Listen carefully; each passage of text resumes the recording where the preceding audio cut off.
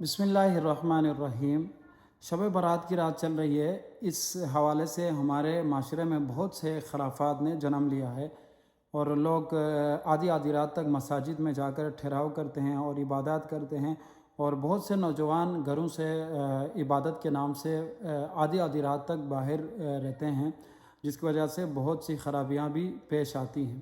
اس حوالے سے نوافل گھر پہ ادا کریں۔ مفتی تقی عثمانی صاحب کی ایک تحریر ہے، یہ آپ حضرات کے سامنے پیش کر رہا ہوں۔ امید ہے کہ آپ اس کو سمجھیں گے اور اس کو زیادہ سے زیادہ لوگوں تک پہنچائیں گے۔ بعض لوگ اس رات میں اور شب قدر میں نفلوں کی جماعت کرتے ہیں۔ پہلے صرف شبینہ باجماعت ہوتا تھا، اب سنا ہے کہ صلاۃ التسبیح کی بھی جماعت ہونے لگی ہے۔ یہ صلاۃ التسبیح کی جماعت کسی طرح بھی ثابت نہیں ہے، ناجائز ہے۔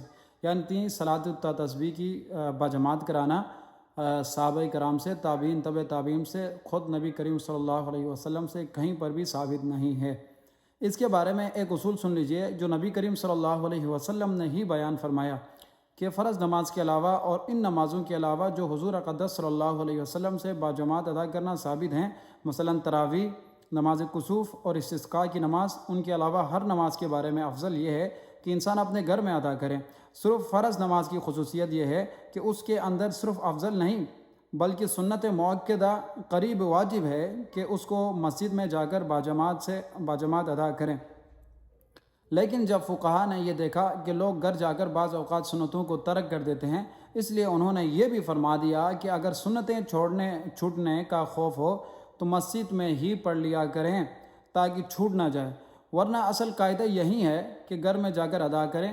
اور نفل کے بارے میں تو تمام فقہا کا اس پر اجماع ہے کہ نفل نماز میں افضل یہ ہے کہ اپنے گھر میں ادا کریں، اور نفلوں کی جماعت حنفیہ کے نزدیک مکروہ، تحریمی اور ناجائز ہے۔ یعنی اگر جماعت سے نفل پڑھ لیں تو ثواب تو کیا ملے گا، الٹا گناہ ملے گا۔ تو اس بات کو یاد رکھیے گا۔ بہت سے گاؤں میں جو ہے نوافل کی بھی جماعت ہوتی ہیں میرے بھائی، اس طرح کی کہیں جماعت جو ہے رسول اللہ صلی اللہ علیہ وسلم سے، صحابہ کرام سے، تابعین، تبع تابعین، کسی سے بھی ثابت نہیں ہے۔ دوسرا یہ کہ نوجوان گھروں سے باہر رہتے ہیں اور مساجد میں بہت سے نوجوان اکٹھے ہوتے ہیں، اور کچھ تو واقعتاً عبادت کرتے ہیں، اور ظاہر ہے کہ جہاں پر نوجوان زیادہ اکٹھے ہوں تو وہاں پر خرافات کا بھی خوف ہے۔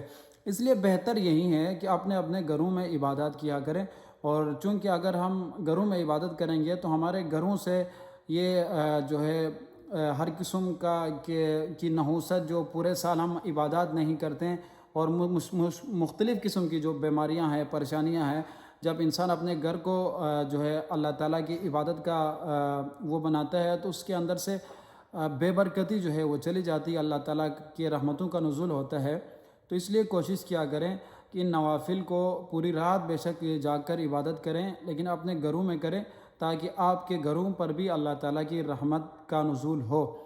چونکہ ہمارے گھروں میں تو سالوں سال قرآن پاک پر ہاتھ نہیں لگاتے ہیں اور اتنی عبادات نہیں ہوتی، جس کی وجہ سے بہت ساری پریشانیاں ہمارے گھروں میں ہوتی ہیں، بہت ساری مصیبتیں ہوتی ہیں۔ تو اگر ہم کوشش کریں کہ ان نوافل کو اپنے اپنے گھروں پہ ادا کریں تو میرے خیال میں اللہ تعالیٰ کی رحمت کا نزول بھی ہوگا، ہمارے گھروں میں اتفاق بھی ہوگا، اور جو پریشانیاں، جو مصیبتیں ہیں، ان عبادات کی وجہ سے وہ پریشانیاں اور وہ مصیبتیں بھی ہمارے گھروں سے دور ہو جائیں گی۔ والسلام۔